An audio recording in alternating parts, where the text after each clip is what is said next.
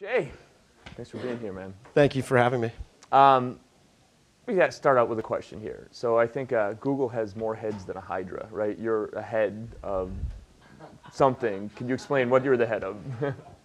Yeah, there are a lot of different heads of sales. It's a naming convention we use internally that's a little bit unique. It generally is about being a head of a certain vertical, et cetera. So my function at Google is I'm on the buy side of our media platform business based in the Americas, and I cover the DoubleClick products on the buy side, so what people know of as formerly DFA, now DoubleClick Campaign Manager, our Ad Exchange, DoubleClick Bid Manager, Google Analytics Premium, and several others. Got it. And I think when people talk to anyone from Google, everyone sits around just listening. Right? What's big for you in 2015?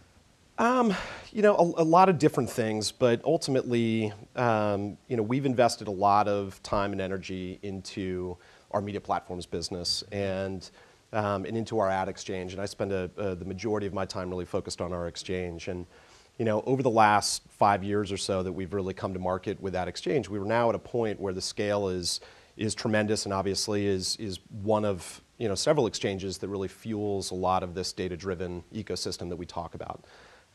So we will continue to focus our energy in 2015 on making sure that we have the best possible inventory we can in the most transparent environment, safe, secure, with the maximum amount of measurability possible. So, I think one stat that I saw recently internally is that the number of transactions now on the DoubleClick ad exchange, if you add them together, is larger than every stock exchange in the world put together. So this notion that programmatic, I know it's an overused term, but the reality is the entire world has voted, and this type of transaction is so large at this point that I find it hard to believe that we're ever going to go backwards. So is that, if you do nothing, that's going to keep growing? Do you need to do anything to encourage that? Absolutely, because look, it's not just our impressions in there, right? Yes, we put our own inventory into the exchange, but at any given time, it is far outweighed by the number of independent publishers that are in there, many of people who are sitting in this room. So our job is obviously to make sure that they're happy with that environment, that they are monetizing their inventory in a way that makes them happy and makes their investors happy, obviously. So there's a tremendous amount of work that goes into it. We have to make sure that our systems are scalable, that they're safe, that any nefarious activity going on around the world trying to, pump up impression numbers or clicks, et cetera. I hate using the term fraud, but unfortunately it is out there. And we've got to make sure we protect that. So we have a lot of work to do. We've done a pretty good job so far, and we're going to get even better over the years. So you mentioned things like measurability, viewability, fraud detection, all those things. Again, I think the nature of being Google is that people hear all the stuff you're doing, and you build a lot of your own stuff, and you use a lot of your own data, and they just assume that you're just trying to take over the world. So, are you trying to take over the world, or is the open, the way you talk about this being open, how is it really open if you're really doing all your own stuff? Yes, so we are not trying to take over the world. Our wonderful founders would be, would be very upset about that concept. Addressing that subject, the company still is laser focused on the original founders, perspectives, right? This is about organizing the world's information and making it accessible to the globe. And the altruistic aspect of that, charter is still in every single person that works at our company, that works at Google. It's in our DNA at this point because, we talked about during our prep session, why are we all in this industry? And I'm passionate about the fact that, yes, we're here to make money. We want to support our families and be successful. But the business that we do is fueling something far bigger than advertising. This model that is a fantastic model, it provides a tremendous amount of value to advertisers ultimately, also provides a tremendous amount of utility to the user, to the consumer globally. If we didn't have an ad ecosystem, we wouldn't have Twitter, we wouldn't have Google, we wouldn't have search, we wouldn't have Facebook. So, you know, I believe pretty conservatively that we're making the world a better place. All of us collectively, not just Google, but every company in here, from WPP to Facebook to Twitter to Videology, AOL, because we're providing a tremendous utility to the end user. That's what's coming, that's where the audience come from. Obviously, content creation, et cetera, is part of more of the entertainment side.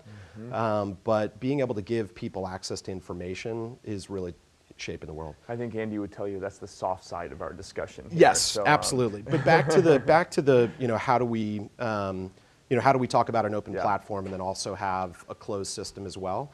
We do have two different businesses inside of Google. Like many companies in the world, many industries in the world, there are different strategies inside the company. When it comes to our direct sales force going out and selling our media, yes, there are some areas where we're going to maintain a competitive advantage with certain features and products. Whether that's in the case of our bid manager layer having access to certain capabilities that the open, you know, that other DSPs or publishers or ad technology companies are buying from us, they will, you know, they're going to be stripped out a little bit. But in general, when you look across the platform business, we provide access to 500 plus individual buyers just in the Americas and over 2 million publishers. So it is very much an open ecosystem when you think about those numbers, and then you also look at the number of data providers and other technology partners that we have that are participating in that ecosystem. So I joke about the soft side, but you know, I actually think that's a really important point. So you know, what's interesting is everyone who's talked and the entire session so far has mentioned TV. Yes. We've not said one thing about TV. Is there anything you could talk about in terms of TV and video, even just in terms of how video fits into it? I love TV. I watch probably more than I should. I love the big screen, and I can't imagine not having it. In terms of my purview at Google, I don't really cover that side of things. You know, I think Google's position as a company is, generally speaking, we believe that the consumer is watching multiple different screens. So we have to focus on how to make a multi-screen multi-screen ad platform work properly for advertisers. And I think, as many people in this room have said, there's a lot of challenges that go into that. But simplifying the process of measurement and attribution ultimately is what's on our roadmap, right? We have to figure out exactly how to make it more simple for advertisers, because also when you start thinking about the use of data, and many people have talked about this today, we're just at the beginning of the data revolution. And every incremental step we make right now to simplify the process that already exists is going to be offset by the new correlation theories as people are able to use a more simplified system. So we have a long road ahead of us. Everyone here has pretty good job security, because, you know, when you think about what, you know, we're probably, you know, any data company out there, we're factoring 5, 6, 7, maybe 10 things. In several years, just a few years out, people are going to be factoring 10, 20, 30, 40, 50 things. So, you know, obviously there's a huge amount of work that needs to be done on the data analytics side. That's why everybody's focused on measurement and the management of the information, because ultimately ROI is going to come from, to David's point, you know, nobody would have ever guessed that the dead person list would actually perform better. And that whole construct, whether it's that sort of anomaly or many others, will exist for a long time. So the nature of everything we're doing is to focus on how to leverage data to bring better ROI to advertisers. Awesome, great. Thank you very much for being here today. Thank you.